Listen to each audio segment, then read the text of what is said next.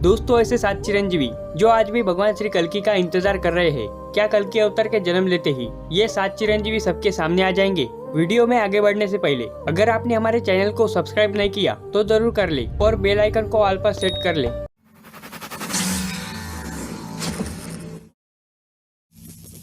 सनातन धर्म ग्रंथों में 7 चिरंजीवियों का वर्णन आता है। उनके इतिहास के बारे में हम में से अधिकतर लोग तो जानते हैं, पर सब में ये जिज्ञासा होती है कि वो सब चिरंजीवी है तो वो कलयुग में भी अवश्य होंगे, परंतु कलयुग में कहाँ निवास करते होंगे? तो चलिए जानते हैं कौन कौन है ये 7 चिरंजीवी, ये कलयुग में कहाँ निवास करते हैं और आखिर ये क्यों भगवान श्री कल्कि का इंतजार कर रहे हैं। दरअसल हमारे धर्म ग्रंथों में एक श्लोक दिया गया है, इनमें उन सभी के नामों का पता चलता है जो आज तक चिरंजीवी है। ये श्लोक कुछ इस प्रकार है: अश्वत्थामा बलिर्व्यासो हनुमान शच्च विभीषणाम कृपम परशुराम शच्च सत्पैते चिरंजीवीनम। इसकी शुरुआती 2 पंक्तियों के अनुसार अश्वत्थामा राजा बलि, वेदव्यास, हनुमान जी, विभीषण, कृपाचार्य और परशुराम जी, इन 7 चिरंजीवी के बारे में आपको विस्तार से बताएंगे। तो चलिए दोस्तों जानते हैं आखिर ये चिरंजीवी कलयुग में क्या कर रहे हैं। सबसे पहले है परशुराम जी। एक समय जब क्रोध से भरे उनके पिता ऋषि जमदग्नि ने परशुराम जी से उनकी माता का वध करने के लिए कहा, तो परशुराम जी ने अपना फरसा लेकर उसी समय अपनी माता का सिर काट डाला, जिससे महात्मा जमदग्नि का क्रोध सहसा शांत हो गया और प्रसन्न होकर परशुराम जी से कुछ भी मांगने के लिए कहा। तब परशुराम जी ने मांगा कि युद्ध में मेरा सामना करने वाला कोई ना हो, मैं बड़ी आयु प्राप्त करूं। जमदग्नि ऋषि ने उन्हें चिरंजीवी होने का वर दे दिया। महाभारत काल में भी उनका निवास महेंद्र पर्वत पर ही था और कलयुग में भी महेंद्र पर्वत पर ही है। भगवान विष्णु के अंतिम अवतार कल्कि अवतार के जन्म लेते ही वो महेंद्र पर्वत को त्याग देंगे और भगवान कल्कि के गुरु बनेंगे और उनको अपनी ओर से शिक्षा प्रदान करेंगे। अगले है राजा बलि। असुरों के राजा बलि अपार शक्तियों के स्वामी थे। एक बार राजा बलि बहुत बड़ा यज्ञ कर रहे थे। ये यज्ञ असीम शक्तियों के प्राप्ति के लिए था। सभी देवता इस यज्ञ में चिंतित हो उठे। तब भगवान विष्णु के वामन अवतार ब्राह्मण वेश में वहाँ दान लेने पहुँचे। वामन के दान मांगने पर उनको 3 पग भूमि दान में दे दी गई। तब ब्राह्मण वेश में वामन भगवान ने अपना विराट रूप दिखा एक पग में भूमंडल नाप लिया और दूसरे में स्वर्ग और तीसरे के लिए राजा बलि से पूछा, अब तीसरा पैर कहाँ रखूं? पूछने पर राजा बलि ने मुस्कुराते हुए कहा, अब तो मेरा सिर ही बचा है। तब वामन अवतार ने अपना तीसरा पैर राजा बलि के सिर पर रख दिया और देवी भगवत पुराण के अनुसार उसकी भक्ति से प्रसन्न होकर उन्हें पाताल लोक में सूतल लोक में बसाया गया, जिसे इंद्र आदि देवता भी नहीं पा सके।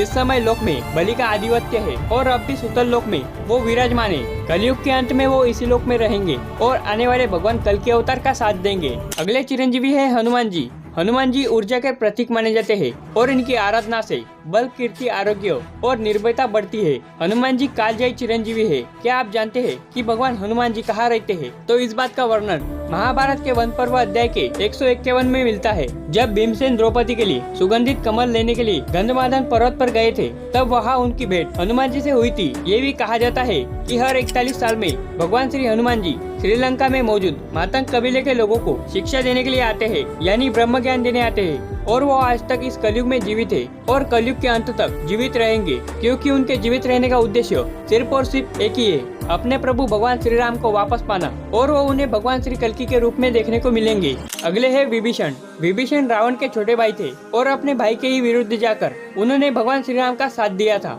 उन्हें वहाँ नैतिकता और धार्मिकता बनाए रखने के लिए और दुनिया भर के लोगों का धर्म का मार्गदर्शक करने के लिए इस महायुग के अंत तक जीवित रहने का वरदान प्राप्त था और ये वरदान स्वयं भगवान श्री राम ने दिया था। उनके रामायण काल के बाद भी जीवित होने का प्रमाण हमें महाभारत में भी मिलता है। युधिष्ठिर के राजसूय यज्ञ के दौरान सहदेव विभीषण से मिले थे और विभीषण ने सहदेव को उपहार भी दिए थे। ये बात तो निश्चित है कि अगर वो द्वापर युग में भी जीवित थे तो वो कलयुग में भी जीवित होंगे। इसीलिए वो कहाँ रहते हैं इसके बारे में कोई भी जानकारी नहीं है, लेकिन उनके भी जीवित रहने का एक ही उद्देश्य है, ताकि वो धर्म का मार्गदर्शन कर सके और भगवान श्री कल्कि की सहायता कर सके।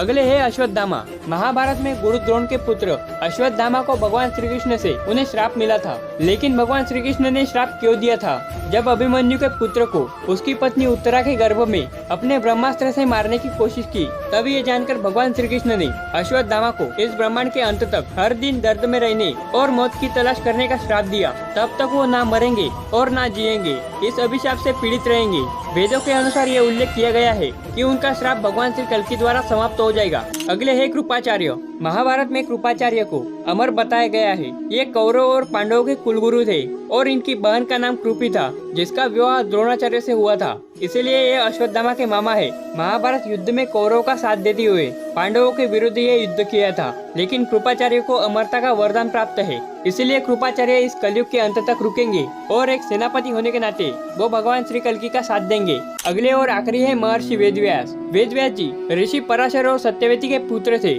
बाद में सत्यवती ने शांतनु से विवाह कर लिया, जिनसे उनको 2 पुत्र हुए, विचित्रवीर्या और चित्रगंधा। वेदव्यास जी ने ही चारों वेद ऋग्वेद, अर्थवेद, सामवेद, यजुर्वेद लिखा है और इन्होंने ही 18 पुराणों की भी रचना की है, जो अंत तक यानी कलयुग के अंत तक जीवित रहेंगे, सिर्फ और सिर्फ इसलिए ताकि भगवान श्री कल्कि के जीवन चरित्र के बारे में विस्तार से लिख सके कि उन्होंने किस तरह कलि पुरुष का अंत किया और उनका साथ देने कौन कौन आया था, ताकि आने वाले कलयुग से सतयुग की तरफ जब जाएंगे तब सतयुग में इस बात की चर्चा होगी कि आखिर किस तरह से भगवान श्री कल्कि ने धर्म की स्थापना की थी। तो दोस्तों, वीडियो अगर पसंद आ गया हो तो वीडियो को एक लाइक करके चैनल को भी सब्सक्राइब कर ले और हमारे कमेंट सेक्शन में जय श्री हरि विष्णु लिखना ना भूले। तो मिलते हैं ऐसे ही इंटरेस्टिंग वीडियो के साथ।